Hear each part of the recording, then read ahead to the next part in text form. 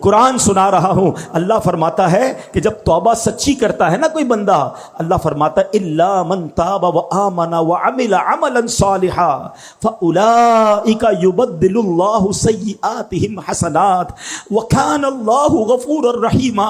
खुदा की कसम, ये आयत का तर्जुमा सुनो। अल्लाह फरमाता है मगर जो तौबा करे और ईमान लाए और अच्छा काम करे तो ऐसों की बुराइयों को अल्लाह भलाइयों से बदल देगा। अल्लाह बख्शने वाला मेहरबान है।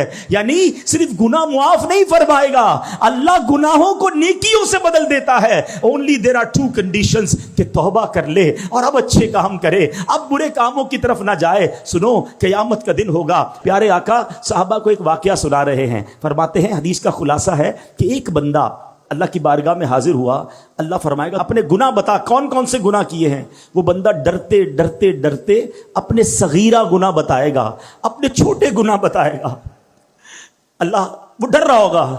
अल्लाह फरमाएगा जा, तेरे तेरे जितने गुनाह हैं मैंने उतने गुनाहों के बदले तुझे इतनी नेकियां दे दी हैं, इतनी रहमत होगी अल्लाह की। अब वो बंदा कहेगा या अल्लाह मेरे तो बड़े बड़े गुनाह भी हैं, वो तो मैंने बताए नहीं हैं। यानी अब अल्लाह की रहमत पर ऐसा मचल जाएगा कि कहेगा मौला बड़े गुनाह तो बताए नहीं, ये भी गुनाह है। अल्लाह अकबर। मेरे आका ये हदीस बयान करके इतना मुस्कुराए कि आपकी दाढ़ें जाहिर हो गई कि जब अल्लाह करम फरमाता है तो गुनाहों को नेकियों से बदल देता है। अरे अल्लाह की किस किस रहमत की बात करूं, अल्लाह की किस किस करम नवाजी की बात करूं। जब बंदा एक बार सच्ची तौबा करे वो कैसे बख्श देता है।